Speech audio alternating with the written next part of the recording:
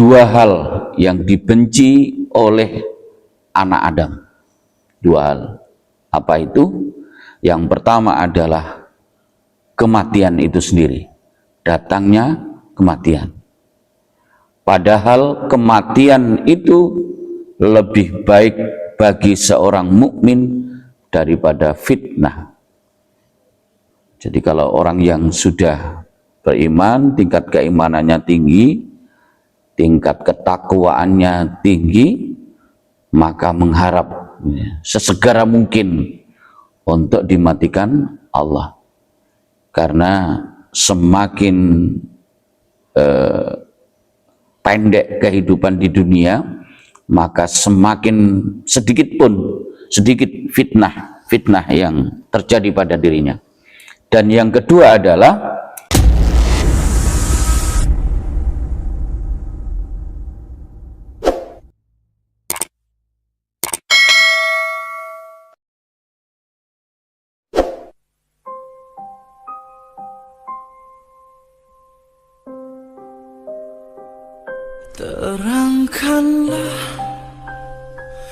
terangkanlah jiwa yang berkabut, langkah penuh dosa, bila masa telah tiada, kereta kencana datang tiba-tiba. Bismillahirrahmanirrahim. Assalamualaikum warahmatullahi wabarakatuh. Innal hamdalillah nahmaduhu wa nasta'inuhu wa nastaghfiruh wa na'udzu billahi min syururi anfusina wa min sayyiati a'malina. May yahdihillahu fala mudilla lahu wa may yudlil fala hadiyalah. Asyhadu an la ilaha illallah wahdahu la syarika lah wa asyhadu anna Muhammadan abduhu wa rasuluhu, amma ba'du. Tiada kata yang patut kita ucapkan yaitu kecuali rasa syukur kita kepada Allah SWT yang masih memberi kesempatan kepada kita semuanya untuk terus mempersiapkan diri dalam setiap kegiatan kita, dalam setiap aktivitas kita, yaitu mempersiapkan diri untuk memperbanyak amal ibadah kita sebagai bekal kehidupan yang abadi, kehidupan yang sebenarnya, yaitu setelah kita nanti akan mengalami di alam kubur dan alam terakhir, alam akhirat. Salawat serta salam mudah-mudahan tetap tercurahkan pada baginda Rasulullah Sallallahu Alaihi Wasallam. Semoga kita termasuk umatnya yang terus berupaya untuk mencontoh apa yang dicontohkan beliau, dicontohkan oleh para sahabat-sahabat, apalagi para sahabat yang dijamin oleh Allah untuk memasuki surganya. Bapak Ibu sekalian serta anak-anak yang dimuliakan oleh Allah, fase kehidupan manusia, mulai dari fase terbentuknya ruh, kita berada di alam ruh. Setelah itu ruh itu diembuskan kepada sebuah janin atau bakal bayi pada saat kita berada di rahim ibu kita semuanya. Setelah itu kita berada di alam yang ketiga, yang saat ini adalah alam dunia. Dan alam dunia ini adalah alam bagaimana manusia diuji oleh Allah, diberi amanah oleh Allah untuk selalu mengikuti perintah-perintahnya dan berupaya untuk meninggalkan segala apa yang dilarangnya. Dan setelah itu kita mengalami alam kubur setelah Allah matikan sejenak, dan insya Allah kita semuanya berada di alam yang abadi seperti yang saya sampaikan tadi itu, yaitu ada alam akhirat. Bapak Ibu sekalian yang dimuliakan oleh Allah, setanah anak-anak, bahwa pada saat kita berada di dunia, kita manusia ini secara umum memiliki tabiat, atau tabiat manusia itu adalah yang pertama benci terhadap kematian, dan yang kedua adalah ya benci dari kematian dan berusaha lari dari kematian itu sendiri. Jadi bisa jadi ada kekhawatiran gitu ya, kekhawatiran bahwa sebagaimana diriwayatkan dari Mahmud bin Labib bahwa Rasulullah Shallallahu Alaihi Wasallam bersabda, isnatani yakrahuma ibnu Adam al-mautu wal mautu khairul lil mu'mini minal fitnah wa yakrahu qillatul mali wa qillatul mali aqallu lil hisab. Jadi Rasulullah Shallallahu Alaihi Wasallam bersabda, sedikitnya harta alias apa kalau sedikitnya harta, bahasa kita miskin gitu ya, miskin. Padahal sedikitnya harta akan menjadikan sedikitnya hisab pada hari kiamat. Jadi ada dua hal itu. Yang pertama adalah yang ditakutkan oleh manusia. Yang pertama adalah kematian.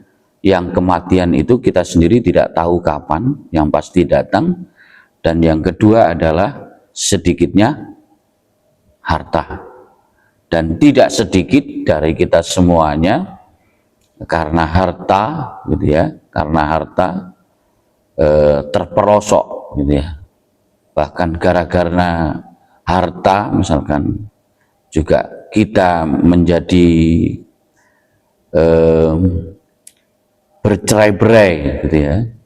Bahkan kalau di kita ini di Indonesia ini yang rawan kalau sudah pembagian warisan, itu urusannya juga harta.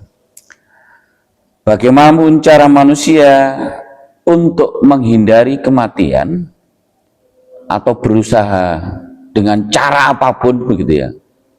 Bahkan mungkin orang yang punya harta, keluarganya ada yang sakit parah gitu ya. Mungkin ucapannya adalah saya rela mengeluarkan harta yang ada, tapi anak saya misalkan, atau istri saya, suami saya, atau keluarga, atau seseorang yang saya sayang ini tetap hidup, tetap selamat gitu ya. Jadi di Indonesia tidak bisa tuntas dibawa ke Singapura tidak tuntas dibawa kemana ya, dan akhir-akhirnya ya dibawa kembali ke Jelbuk misalkan, karena memang rumahnya di Jelbuk gitu ya. Pada saatnya kematian itu akan datang. Allah berfirman, Qul innal mautal ladzi tafirruna minhu fa innahu mulaqikum tsumma turadduna ila alimil ghaib wa syahadati fayunabbiukum bima kuntum ta'malun. Katakanlah, sesungguhnya kematian yang kalian lari darinya maka sungguh kematian tersebut akan mendatangi kalian. Jadi sudah tidak bisa, gitu ya.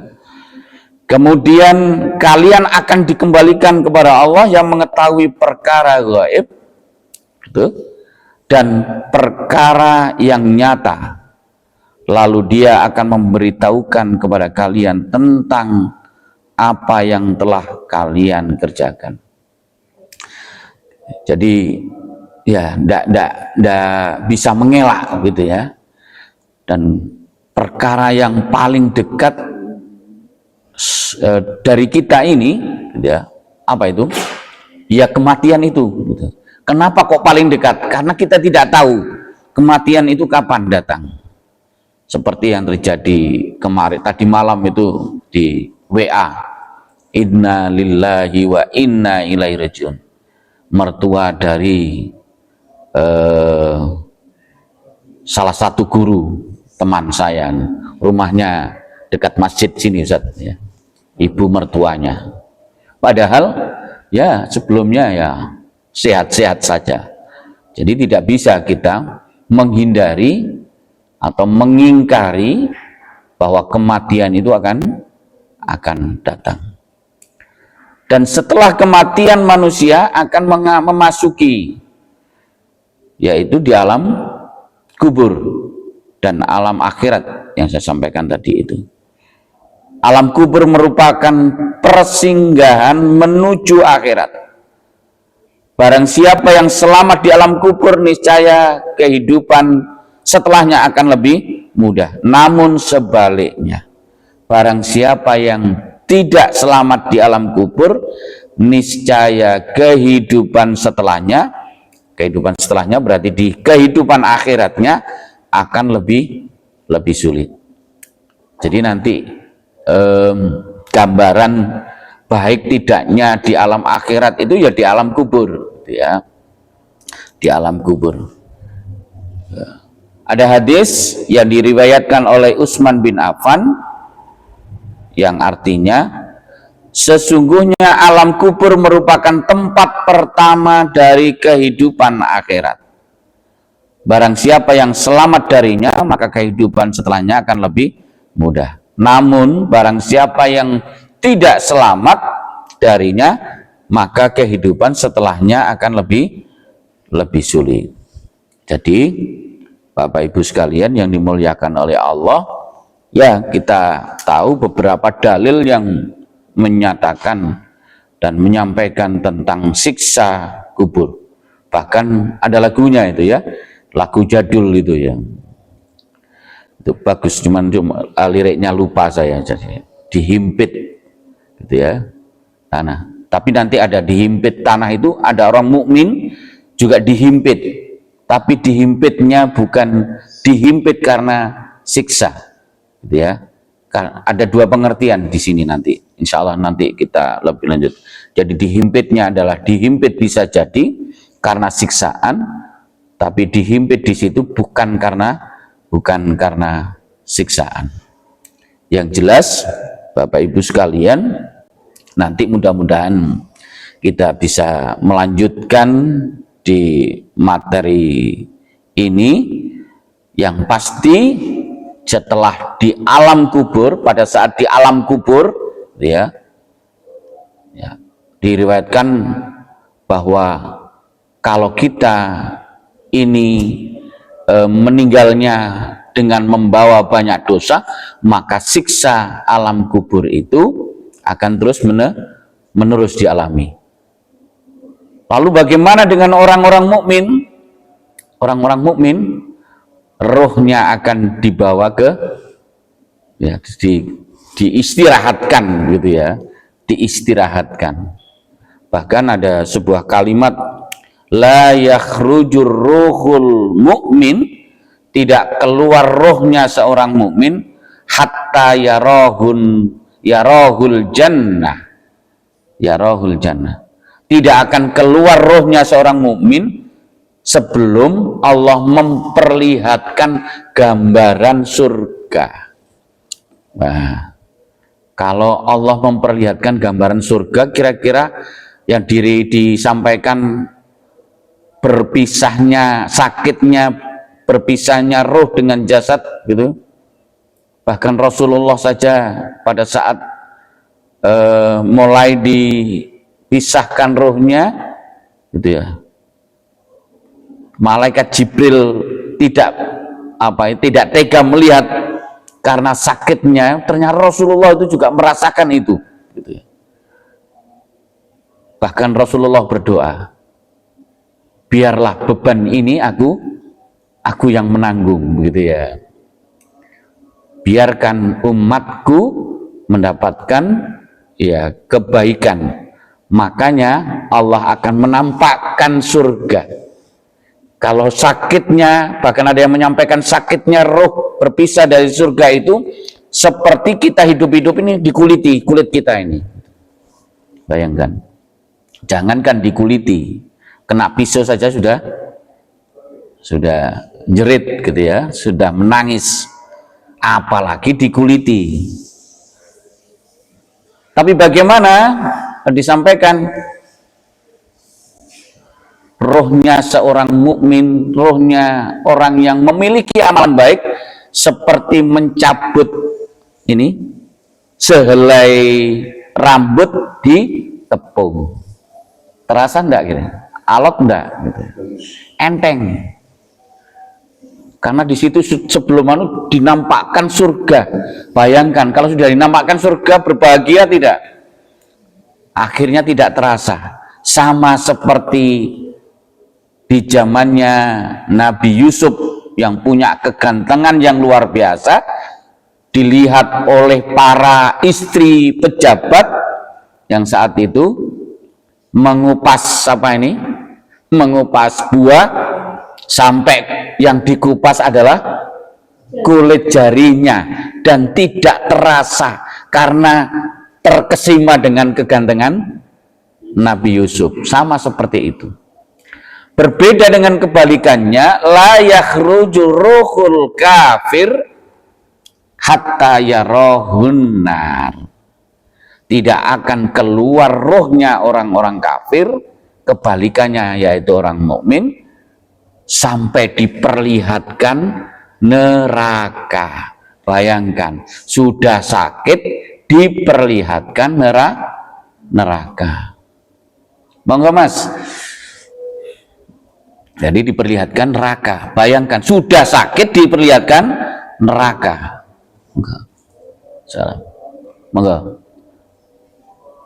Jadi luar biasanya di situ. Tambah sakit gitu ya. Makanya jangan heran kalau ada orang yang meninggalnya itu koyok disembelih, ayam disembelih. Mohon maaf, jadi ada beberapa sebuah kisah yang sampai perkataannya pada saat ruhnya mulai dicabut dengan mengucap kalimat-kalimat kotor, bukan mengucapkan kalimat thayyibah. Naudzubillah min dzalik, ya. Naudzubillah min dzalik. Jadi seperti itu. Jadi itu Bapak Ibu sekalian, ini kayak materinya akan panjang.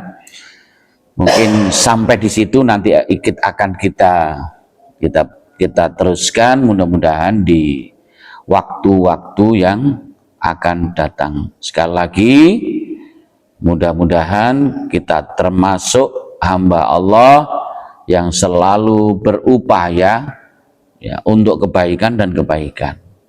Apalagi anak-anak ini masih punya kesempatan yang luar biasa, kesempatan untuk menjadi penghuni surga.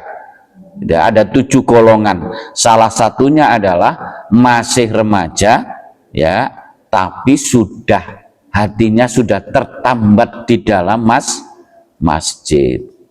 Wah, itu luar biasa. Itu akan dijamin masuk surga. Ya, dibukakan pintu seluas-luasnya. Dan mudah-mudahan kita yang sudah berumur muda-muda ini, ya, ada yang 25, ada yang 25 kali 2, gitu ya. Jadi ya, kita ini tinggal terus berupaya, meninggalnya kita nanti yaitu meninggal dengan husnul khotimah. Itu saja mungkin yang bisa kami sampaikan. Mudah-mudahan kita bisa melanjutkan materi ini untuk berikutnya, dan kita akhiri dengan membaca akhirul majlis. Alhamdulillahirabbil alamin. Subhanakallahumma bihamdika asyhadu an la ilaha illa anta astaghfiruka wa atubu ilaik. Wassalamualaikum warahmatullahi wabarakatuh. Maafkanlah dosa hidup sebelum di akhir masa. Ya Allah biha, ya Allah biha, ya Allah bi khusnil khatimah, ya Allah biha.